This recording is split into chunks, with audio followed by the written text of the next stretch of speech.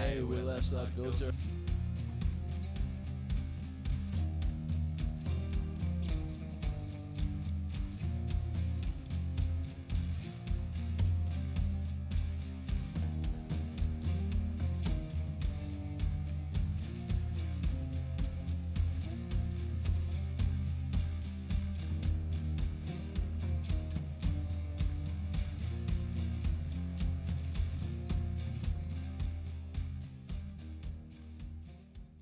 I used to play with Caleb back in high school in like year 10 music class, and he was drumming in the year above me at the time, and we sort of, what did we do?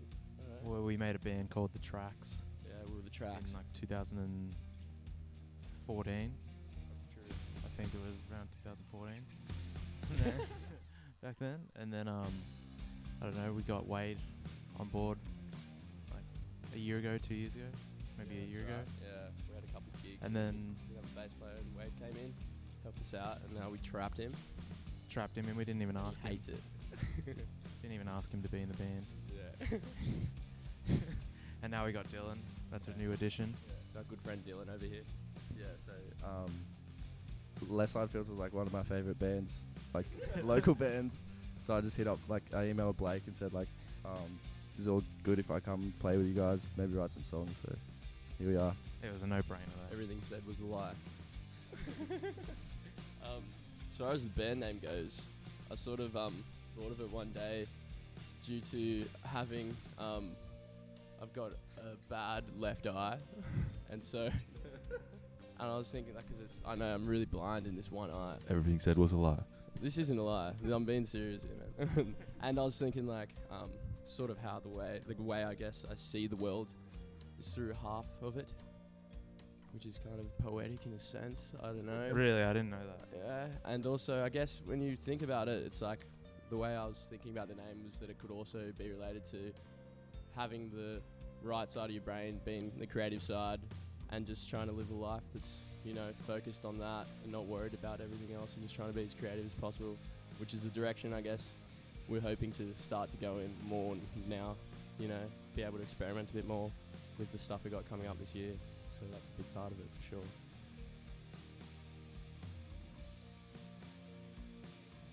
I was writing the start of the song in my room, and got Dylan to come over one night and said, I think I got something going here. We called it Power Tune for quite a while. It's just like, you know, them songs that just have like that classic chord progression and the big chorus and that type of vibe, and that's what we sort of went for with it. As far as the song goes lyrically, it's a bit all over the shop. There's like a couple references that I've got to Slaughterhouse 5 by Kurt Vonnegut in there with his Cosmic Zoo lyric, and I guess it's all about life in general, being a part of it for the good, the bad, everything in between, and then the chorus is sort of uplifting but it's sort of sad. I guess you have to find out, but it's definitely, I don't know, it has like sort of sense of, you know, missing a loved one that's not there anymore or something like that. In a sense, there's a couple different things that all go on in the song, but it all sort of evokes that sort of feeling of this is life and this is it, you know, we're all just living in this cosmic zoo. And Dylan wrote up like, what? So there's like the last chorus that it's me and Blake. It's called like the first sort of song I wrote with Left Side Filter. So it's like the last chorus, and I just came up with it on the spot. We copped a noise complaint here, but yeah, came up with it. It's about being on your own in the end. On your own in the end, but it's kind of uplifting. It says, what's the lyric? Now you're on your own, your friend will miss you when you're gone. And that's, I don't know, I kind of like it. It's kind of sad, but in the same way, it's, you know, knowing that everyone does care for you in a way, and that you should stick around for everyone, you know, and yourself. Yeah. Very mature. We're maturing. Maturing as a Slowly band, but surely. yeah. Not too sure. What do you have to say, mate? Wade wasn't I played involved. bass. He's known to play bass sometimes. With the recording process, we sort of did it all ourselves at my uni at the time, which I was going to JMC Academy, and yeah, we recorded it all ourselves, and we recorded the drums here, and mixed it here, and our friend Sean mastered it. So it's all in-house process, I guess. It's all like real DIY. But I think we've gone to the stage of recording now where you can pass your own recordings off to the world, and it's not too lo-fi. Sounds pretty hi-fi. I don't know. We used nice mics whilst I was at uni, so that was a big thing.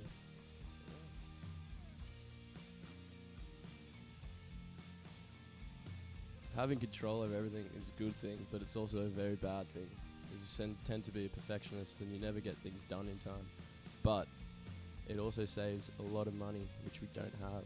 So it's good to be able to do it yourself, and especially in this world where it's all DIY musicians, you know, we sort of all need to do it ourselves, especially if you've got lots of songs that you need to get done. You know, not everyone can afford to hire out a studio for $1,000 a day and an engineer.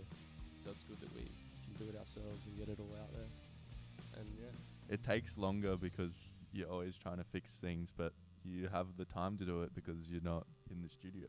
It's definitely a lot cheaper. But I mean, It's mostly about the money. but we've recorded a lot of things that are coming up, and it sounded pretty good. Studio sound-wise, it's pretty good. We're pretty happy with it. Pretty excited for that to come out. Yeah, I'm keen to keep recording ourselves too, because you know you can really move through projects quickly and More smash 'em freedom, out. yeah. Freedom to try whatever you want. And Dill's studying audio now too, and Wade's got a whole bunch of audio gear which he's constantly buying.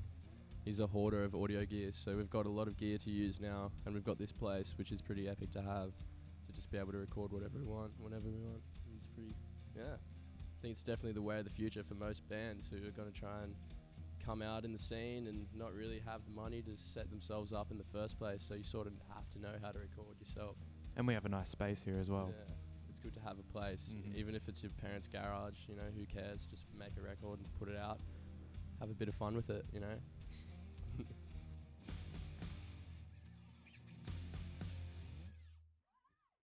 Well, Blake writes most of it, pretty much. Pretty much. But we jam.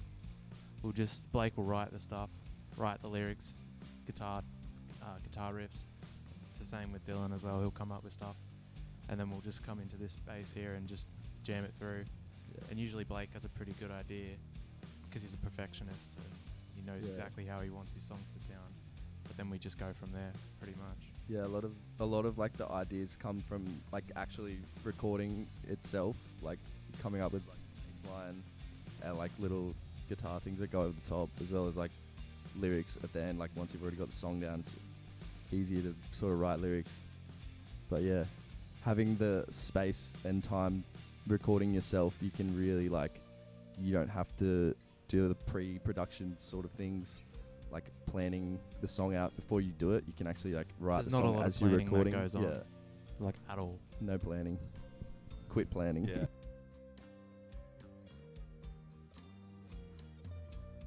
You're fucking crazy. I don't know. I don't know. We're just gotten so fed up of just the normal thing, you know, like just being a band, you put out like a single and you do this nice little photo shoot and you tour it, and no one really cares that much unless you've got money or like good image behind it these days, and it's got to be really poppy, and if you're trying to get played on Triple J or the radio or something, you need to really make sure you market yourself that way. But I always found it hard, you know. I didn't really think. That's the difference, because we don't really market things. We just go along with it. It's good in a way. I don't know. I hope that people will get on board with it, just because it's, yeah, The theme music. theme music. I don't know, because we've got pop songs as well. Yeah, We've it's got lots weird. of pop songs, and then lots of heavier songs, and then it goes between that and sort of drop D stuff, and you know, it's delving on some psychedelic grunge and patterns, and I don't know. Lots of ideas. There's lots of ideas. I hope if anyone was to like us for what we do, it's just because we're just giving it a crack in general and trying to do the best we can of what we got. And I think that's the important thing here, is that, you know, That we don't have a lot, and we appreciate a listen. Yeah, I don't know. We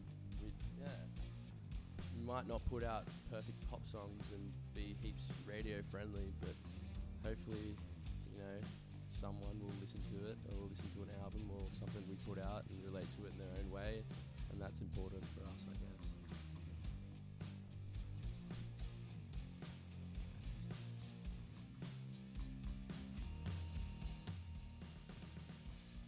we all have our own influences, and they're always ever changing. So, you start with your drumming and influence. I think my drumming style does come directly from early Silverchair, and I've just carried that with me the whole way through. I don't know. I guess for bass playing, I really like Primus, and like Radiohead. Dark Open Stories is pretty skits, but can't really like. That's more jazz fusion sort of stuff. I'm really into Nirvana, bit too much. Nirvana and Silverchair, especially Pearl Jam, anything from the 90s is really my influence. But then also to the 60s and 70s, like with Sabbath and the Doors and stuff. But lately we've just been getting heaps into Radiohead and going down that sort of rabbit hole and sort of seeing how you can make atmospheric music and, you know, have sort of that connection that Radiohead can have with an audience or like anyone listening, especially in like OK Computer or in Rainbows, you know, when like extra music for a film comes on and it just lifts up completely in this weird dystopian way that's just like an amazing piece of art. Influences for like Left Side Filter, definitely Radiohead. But like also like Pearl Jam and like some like old school like the Doors and stuff, like anything with riffs. Sabbath. Yeah, Sabbath. Yeah. I don't actually listen to Sabbath that much. I used to. Sam Allen music. Sam Allen Music is a man that would love to collaborate with, that we are going to, and we have. I reckon, I don't know what the dream collaboration would be. Brian Jonestown Massacre. Yeah, it'd be fun to sit in a studio with Anton Newcomb for a week. Or very bad. It'd be horrible and great and everything in between, and it'd be an amazing experience. And it'd be fun to see if you were collaborating with him, what sort of world he's thinking through would be an amazing thing to be able to collaborate with. When I was a teenager, listening to Nirvana felt like something that, you know, really just, especially in that time of being, you know, 17 and sad and so very sad. And it's always sort of that anger that Kurt Cobain had that sort of draws you in, you know. You could sort of hear the pain in his voice or even the frustration with everything. And it's sort of this big, powerful thing that he was able to do. So I think something from Nirvana, either In Utero or, I don't know, I was into Nevermind at first, but then once you start to get into him, you sort of get to Incesticide and Bleach and, but yeah, probably In Utero because it's so raw and Steve Albini production-wise, you know, got that big weird drum sound. It's just that big room thing, and it's definitely a great album. So that's my one, I can say. I'd probably go OK Computer from Radiohead, or In Rainbows. That's probably, at the moment, that's got the biggest influence on me. Just can't stop listening to that stuff. Yeah, In Rainbows kind of, after hearing that, it's changed the way I wrote music a lot, and like the feelings that you're trying to get out. Versus like before I heard that album, I was heaps more like influenced by, I don't know, funky stuff. But now I've kind of lost it. I've lost my funk. So I'll get it back in summer. Dylan only has funk in summer. In winter he gets sad and plays in drop D. I'd probably say something by like Nick Cave or Tom Waits, just 'cause they're like a bit strange, and they tell odd stories. Wade has a crush on Bjork. Also, yeah, Massive crush. Dream collaboration with Wade would be Bjork. but maybe Swordfish Trombones by Tom Waits, 'cause it's really weird. I like it. You're crazy and I like it. Something by Sam Allen. Sam Allen hasn't released a song this year. Yeah, but it's But coming out. If he does, it will be great. This year, I've had. What has come out this year? Oh, War Baby. War Baby. Yeah, War Baby. Cowboys Escape so good. Cowboys Escape. Cowboys. Means a lot, guys. Thanks. We're always here for independent artists. I think that's amazing. There's lots of good independent releases this year, and especially around the Sydney scene, you know, everyone seems to be putting out songs lately, Our friends in Pacific Avenue put out a really good song as well, My Hero, this year, which is a big. I feel like it should be in a Spider-Man movie. Which, you know, if they get that sorted, I'm sure it could be. So that's a great release as well.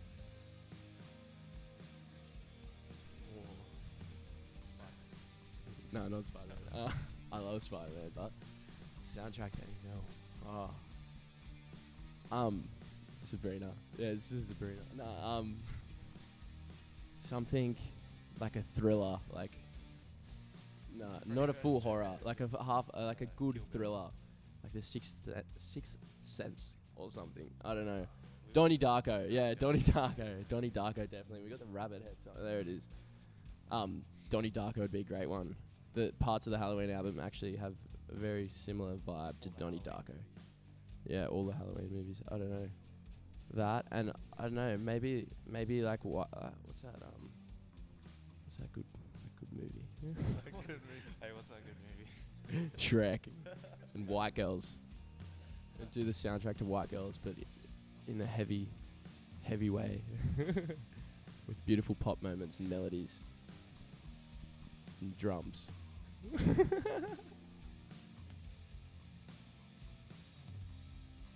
I can't even remember the last show.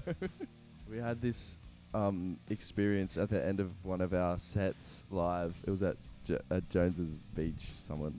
Anyway, so we like drew out the last song and we were kind of all just going, and then like, and then I was like really drunk and I actually couldn't play along to the songs the whole set because I was too drunk. I couldn't remember anything. And then like the end of it, we were all just like going crazy. And then I look over and Wade's like kissing Blake, and you tell the story.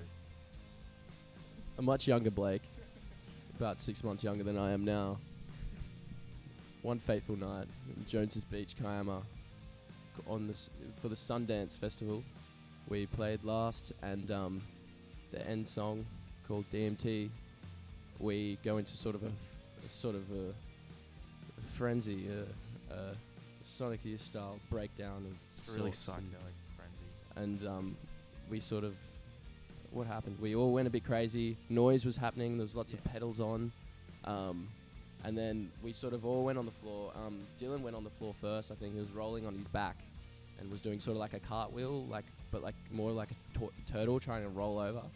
Like, and struggling for survival, you know, just one of them turtles.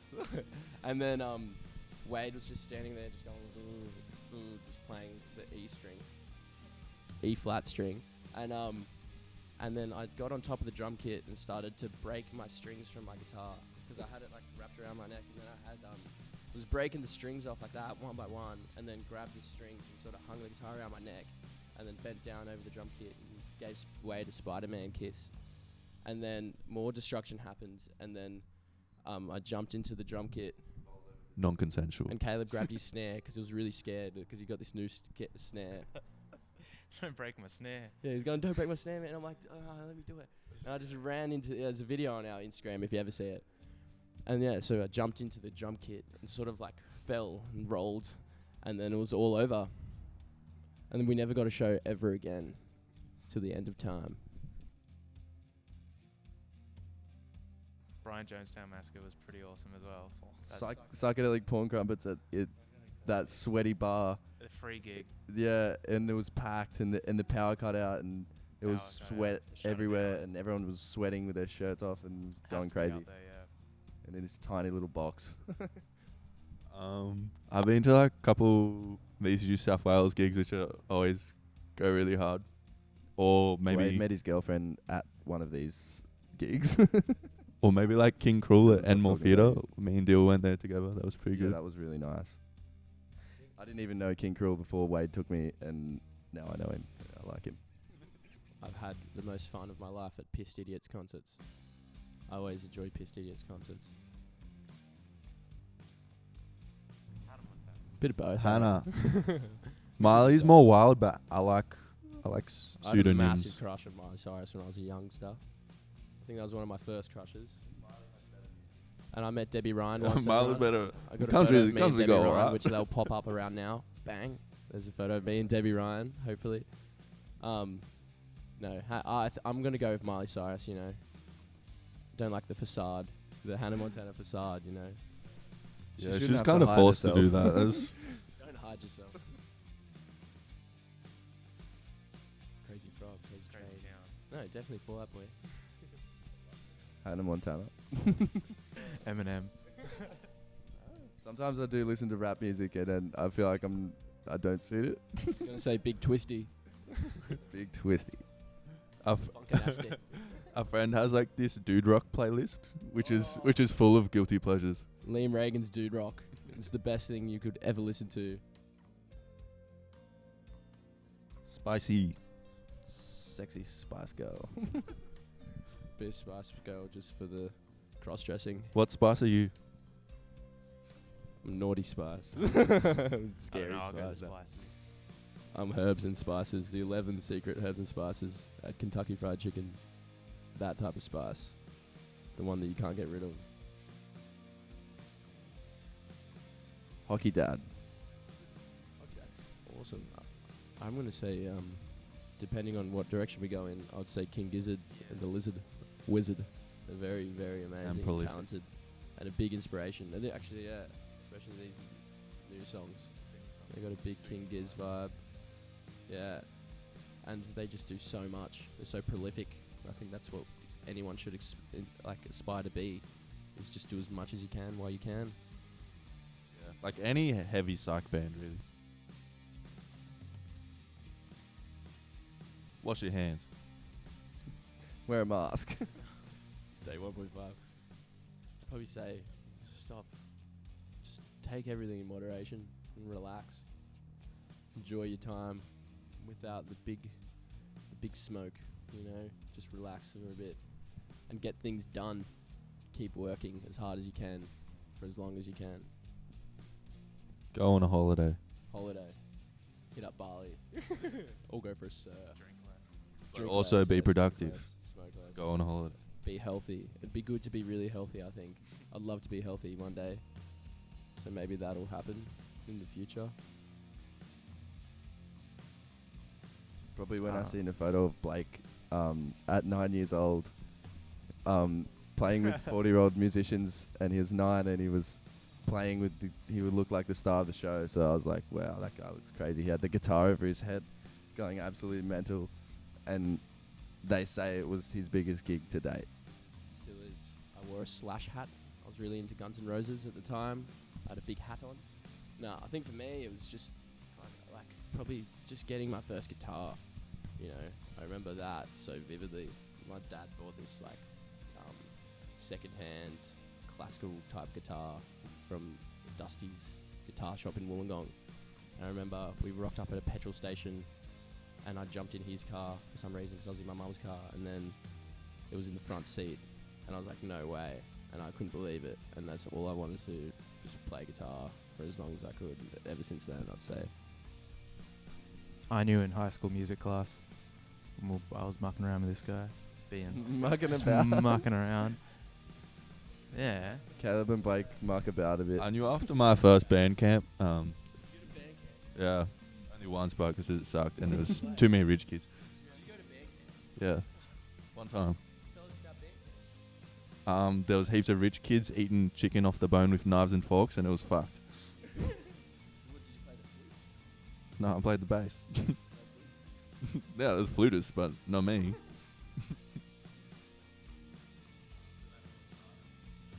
Nah, I actually just knew in high school because it's like the easiest, most fun class. Yeah. It's all about having fun. Go to school. Go to school, pick music.